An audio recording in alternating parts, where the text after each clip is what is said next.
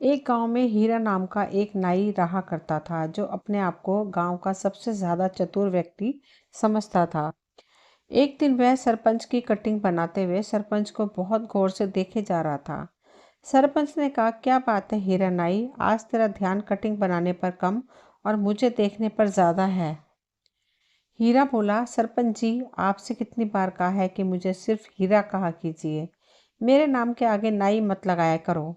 सरपंच ने कहा, क्यों, अपने नाम के आगे नाई लगाते हुए तुझे शर्म आती है। हीरा ने कहा, ऐसी बात नहीं है सरपंच जी। सरपंच ने कहा, अबे ये क्यों नहीं कहता कि तुझे अपने नाम के आगे नाई लगाते हुए शर्म आती है। तू एक नाई है, तेरा बाप भी एक नाई था। यहाँ तक कि मैं तेरे दादा को भी जानता था, वो भी नाई थे। तू एक खानदानी नाई है, इसलिए तेरी पहचान तेरे काम से ही होगी। अगर तुझ में कोई काबिलियत है तो छोड़ दे ये काम और करके कोई और काम दिखा, लेकिन अपने काम को लेकर कैसी शर्म। हीरा बोला, अब आपको क्या बताऊं सरपंच जी, मुझे मेरे इसी पेशे से कितनी परेशानी उठानी पड़ रही है, मैं आपको बता नहीं सकता। सरपंच ने कहा, ऐसी कैसी परेशानी। हीरा ने कहा, मेरी उम्र 38 वर्ष की हो चुकी है, लेकिन कोई भी लड़की मुझसे विवाह करने के लिए तैयार नहीं। सरपंच ने कहा, मुझे पता है तुझे लड़की सुंदर चाहिए, जबकि तूने कभी अपनी शक्ल आईने में देखी है। एक बार मेरे कहने पर अपनी शक्ल आईने में गौर से जरूर देखना। हीरा ने कहा, शक्ल का मैं इतना भी बुरा नहीं हूँ सरपंच जी। सरपंच ने कहा, अगर इतना बुरा नहीं है तो इतना अच्छा भी नहीं है। अब सीधे सीधे बता, मुझे इतनी गौर से क्यों देख रहा था, क्या कहना चाहता है। हीरा ने कहा, आपको कैसे पता कि मैं आपसे कुछ कहना चाहता हूँ। सरपंच ने कहा, अरे जब अपनी आंखें चढ़ा चढ़ाकर मेरे चेहरे को इतनी गौर से देखेगा तो मुझे यही लगेगा ना कि तू कुछ कहना चाह रहा है, लेकिन कुछ कह नहीं पा रहा है। अब जल्दी बता, क्या बात है, क्या कहना चाहता है तू। सरपंच की बात सुनकर हीरा हिम्मत करके सरपंच से बोला, वो बात ये थी सरपंच जी। अब कैसे बोलूं, सरपंच ने कहा, अरे अपने मुंह से बोल। हीरा बोला, हाँ हाँ, मुंह से ही बोलूंगा सरपंच जी। आपकी बेटी मीनाक्षी की अभी तक शादी नहीं हुई है ना, वो भी लगभग 36 वर्ष के आसपास है। आप अपनी बेटी की शादी मुझसे करा दीजिए। हीरा की बात सुनकर सरपंच गुस्से से आग बबूला होकर खड़ा हो गया और उसने जोरदार थप्पड़ हीरा के गाल पर जड़ दिया और कहा, तेरा दिमाग तो ठीक है हीरा, जानता भी है तू क्या बोल रहा है। तेरा बाप मेरे पिता का खास नाई था, सिर्फ तेरे बाप का लिहाज करके तुझे सिर्फ एक थप्पड़ मारा है। अगर तेरी जगह कोई और ये बोलने की हिम्मत करता ना, तो मैं उसकी मार मार कर हड्डी पसली एक कर देता। तेरी हिम्मत कैसी हुई है सब सोचने की। हीरा बोला, मैंने ऐसा क्या गलत कह दिया सरपंच जी, मैंने तो सिर्फ आपकी बेटी से शादी करने के लिए बोला है। सरपंच ने कहा, अबे बेवकूफ़, तू एक नाई है नाई, तेरा और मेरी बेटी का रिश्ता नहीं हो सकता। मेरी बेटी के बारे में सोचने से पहले एक बार अपना पेशा तो देख लेता। और चल, एक बार को मैं तेरा पेशा भी भूल जाऊं, पर क्या तुमने कभी आईने में अपनी शक्ल देखी है। किसी पुराने पेड़ का घटिया सड़ा हुआ खजूर दिखता है तू। इतना कहकर सरपंच गुस्से से बाहर चला गया। सरपंच की बात हीरा को बिल्कुल भी पसंद नहीं आई। हीरा बोला, थू है तुझ पर, अरे अगर मैं नाई हूं तो इसमें मेरी क्या गलती है। क्या मेरे कोई अरमान नहीं है, मेरे कोई सपने नहीं है। ये गांव का सरपंच अपने आप को समझता क्या है।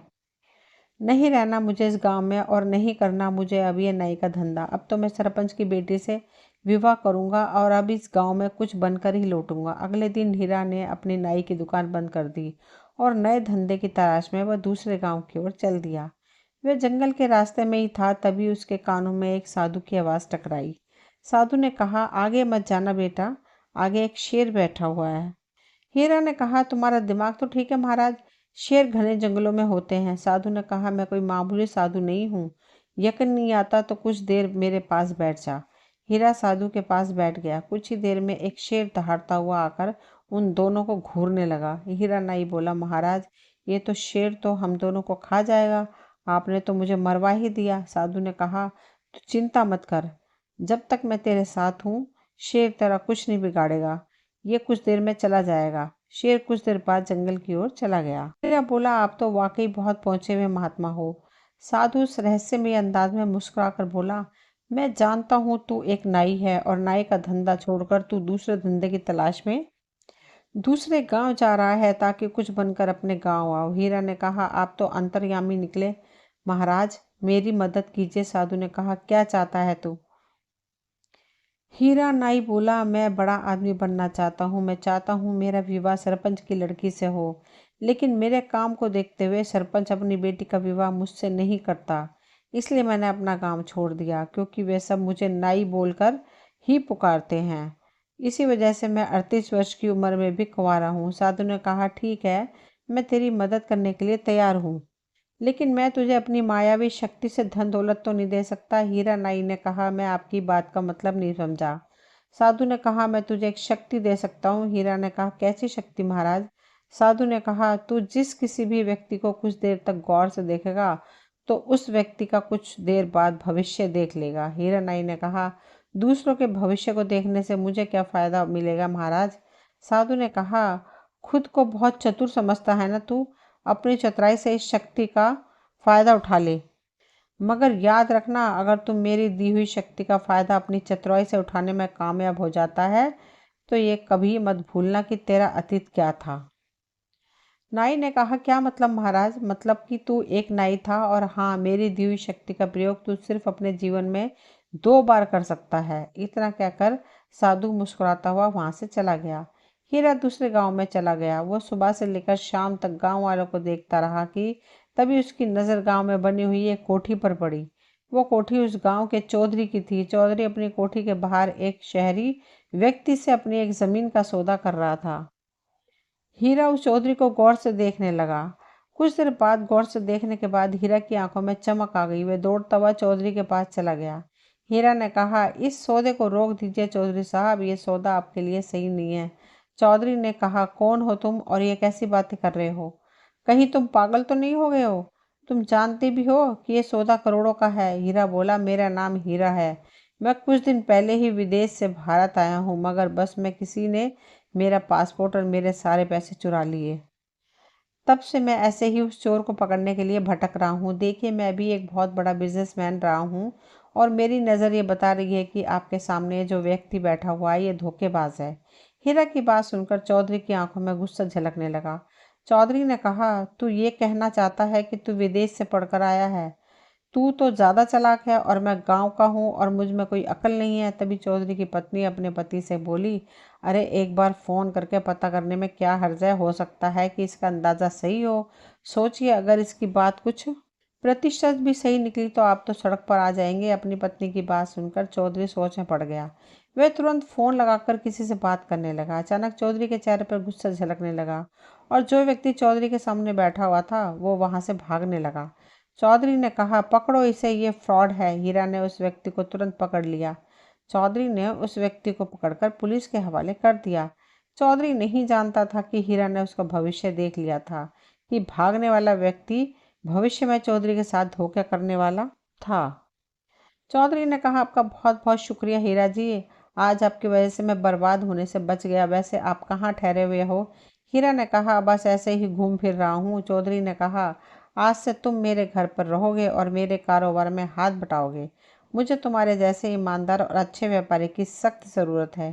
हीरा उस दिन से चौधरी के घर पर रहने लगा। चौधरी की बेटी कविता को हीरा पसंद करने लगी थी। एक दिन चौधरी अपनी बेटी के साथ कार से शहर जा रहा था। तभी हीरा बोला, कहाँ जा रहे हो आप?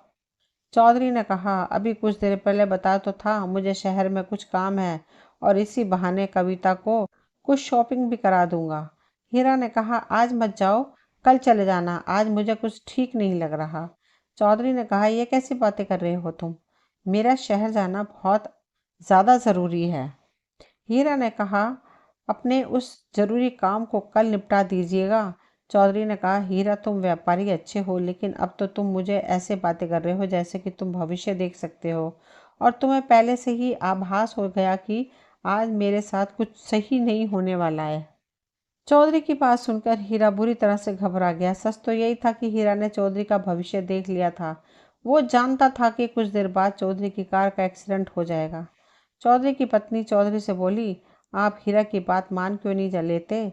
अपने ज़रूरी काम को कल कर लेना। चौधरी बोला, नहीं चौधराइन, मेरा आज जाना बहुत ज़रूरी है। चौधराइन ने कहा, ठीक है, अगर आपको हीरा की बात नहीं माननी तो आपकी मर्जी, लेकिन मैं कविता को आज आपके साथ नहीं जाने दूंगी। चौधरी बोला, ठीक है, जैसी तुम्हारी मर्जी। चौधरी चला गया, मगर कुछ ही देर बाद चौधरी की एक रोड एक्सीडेंट में मौत हो गई।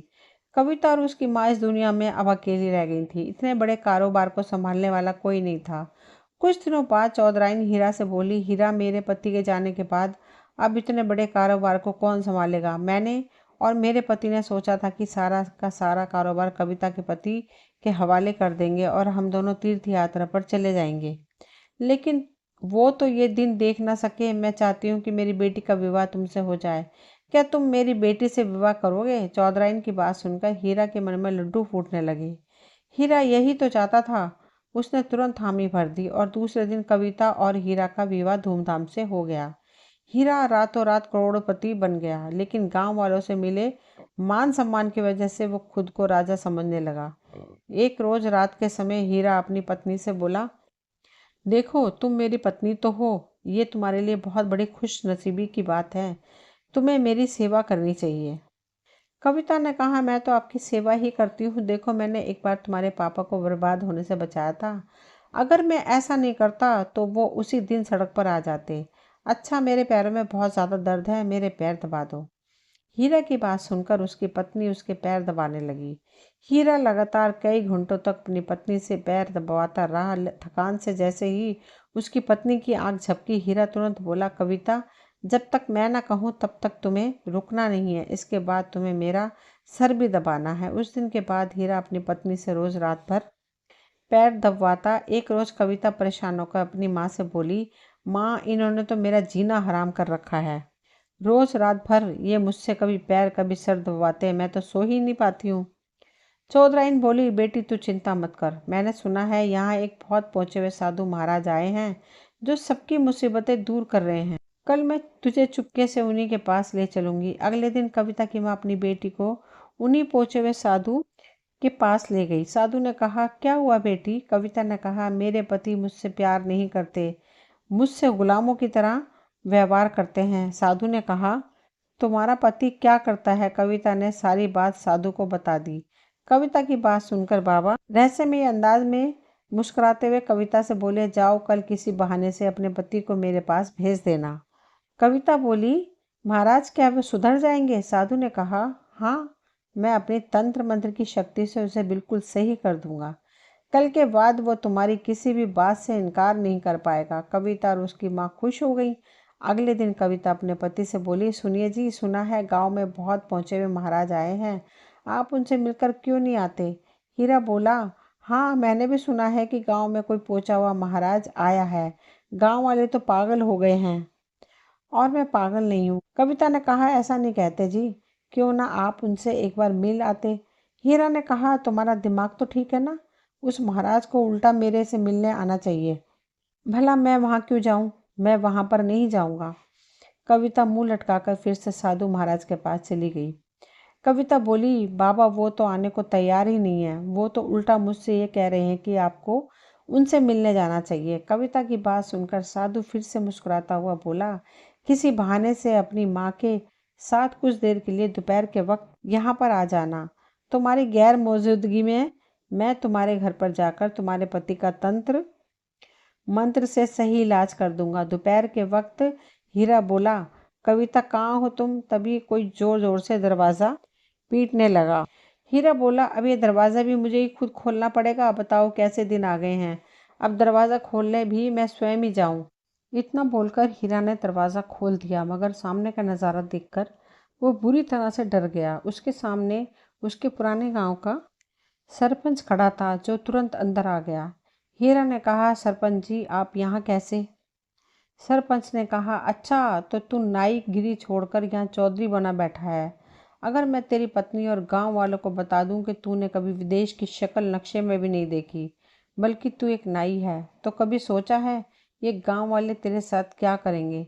तेरी मार मार कर हालत खराब कर देंगे और तुझे इन लोगों के साथ फ्रॉड करने के जुर्म में जेल हो जाएगी। सोच, तेरी पत्नी की नज़रों में तेरी क्या इज्जत रह जाएगी। हीरा बोला, सरपंच जी, मैंने आपका क्या बिगाड़ा है? आप भला ये किसी को क्यों बताएंगे? सरपंच ने कहा, तेरी पत्नी कविता मेरी दूर की रिश्तेदार है। हीरा ने कहा, क्या? सरपंच ने कहा, और सुन नाई, तेरी पत्नी को मैंने सब बता दिया है।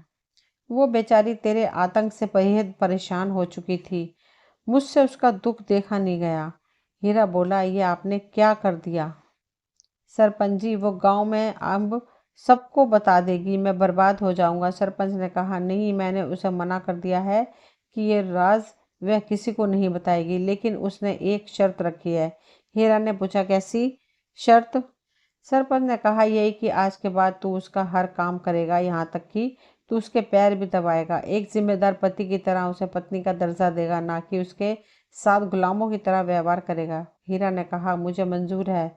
सरपंच बोला, तो ठीक है। इतना बोलकर सरपंच वहां से चला गया। मगर बाहर आते ही सरपंच साधु में परिवर्तित हो गया और सीधा कविता के पास जाकर बोला, जाओ, मैंने तुम्हारे पति को सुधार दिया है। कविता खुश होती वहां से चली गई। उसने घर जाकर देखा कि हीरा डरा हुआ कविता की ओर देख रहा था। हीरा बोला, अरे तुम आ गई, तुम थक गई होगी, आओ मैं तुम्हारे पैर दबा दूं। उस दिन के बाद से हीरा नाई की सारी चतुराई धरी की धरी रह गई। फिर कविता और उसकी माँ हीरा के साथ आनंद से रहने लगी और अपना आगे का जीवन मजे से बिताने लगे। दोस्तों, ये कहानी यहीं तक थी। मुझे उम्मीद है आप सभी को पसंद आई होगी। अगर कहानी पसंद आई हो तो प्लीज़ चैनल को सब्सक्राइब करें, वीडियो को लाइक शेयर करें। कहानी सुनने के लिए सभी का तहे दिल से शुक्रिया। मिलती हूँ एक नई कहानी लेकर। Thank you.